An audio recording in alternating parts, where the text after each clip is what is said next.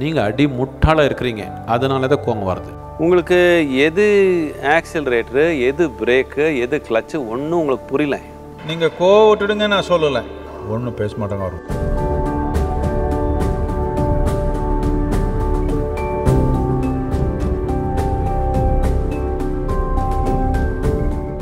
கோவம் வந்துருச்சுன்னா பக்கத்து வீட்டில் இருக்கிறாங்க அவர்னாலே கோவம் வரல, இல்லை உங்கள் கணவனாலேயோ மனைவினாலேயோ அப்பா அம்மானாலேயோ உங்களுக்கு கோவம் வரல. நீங்கள் அடி முட்டாளாக இருக்கிறீங்க. அதனால தான் கோவம் வருது. வேறு எந்த காரணம் இல்லை இதுக்கு. என்னை நான் எப்படி வச்சுக்கிறதுன்னு புரியாத ஆளுக்கு தானே கோவம் வருது. என் தன்மை எப்படி வச்சுக்கணும்னு புரியாததுனால தானே கோவம் வந்திருக்குது. அவனுக்கு அவனே பாதிப்பு உருவாக்குற மனிதனு முட்டாள் தானே, முட்டாள் தானே. எதுக்கு கோவப்படுறீங்க என்ன?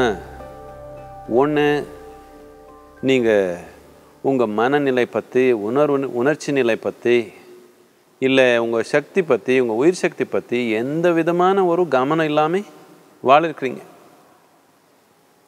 இது எப்படின்னா, நீங்கள் போய் ஏதோ டிரைவிங் பண்ணலான்னு போய் உங்கள் கார்லேயோ மோட்டர் சைக்கிள்லையோ ஏதோ உட்காந்திங்க. உங்களுக்கு எது ஆக்சிலரேட்டரு, எது பிரேக்கு, எது கிளச்சு ஒன்றும் உங்களுக்கு புரியல.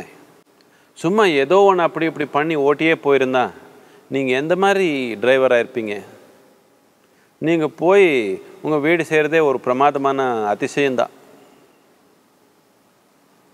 இதே விதமாக மனோன்னு என்ன, உடலன்னு என்ன, உயிரன்னு என்ன புரிஞ்சுக்காமையே எப்படியோ வாழி போகணும்னு முயற்சி பண்ணியிருக்கிறதுனால உங்கள் உயிர் தன்மையே நீங்கள் நினச்ச மாதிரி நடக்கலை, உங்கள் உடல் நீங்கள் நினச்ச மாதிரி நடக்கலை, உங்கள் மனம் நீங்கள் நினச்ச மாதிரி நடக்கலை. உலகத்தில் யாரும் நீங்கள் நினச்ச மாதிரி நடக்கலை பரவாயில்ல.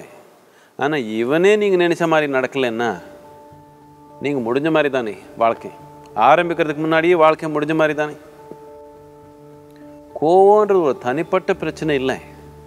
அடிப்படையாக உங்கள் மனநிலை, உணர்வு நிலை, சக்தி நிலை எதுலேயும் ஒரு கண்ட்ரோலே இல்லாமல் வாழிருக்கிறோம்.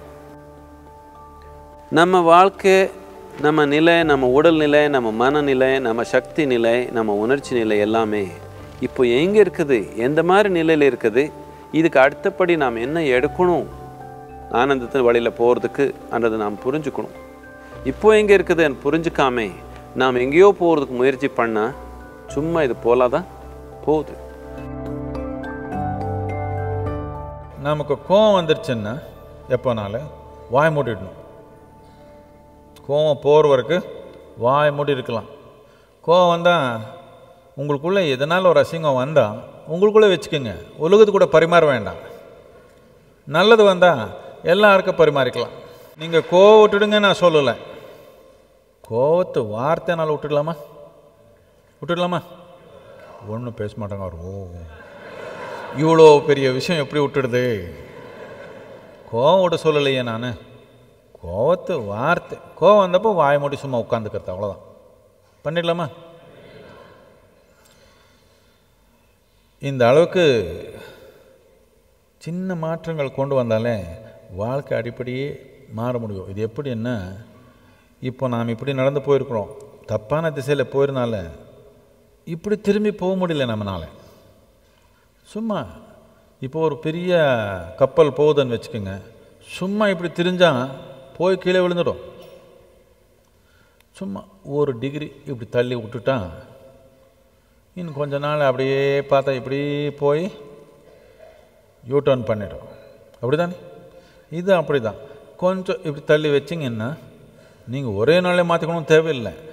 கொஞ்சம் அப்படி பண்ணி வச்சிங்கன்னா கொஞ்சம் நேரத்தில் பார்த்தா வேறு திசையில் போயிடுது. சிக்கலாக இருக்கிறது சுதந்திரமான நிலைக்கு போயிடும்.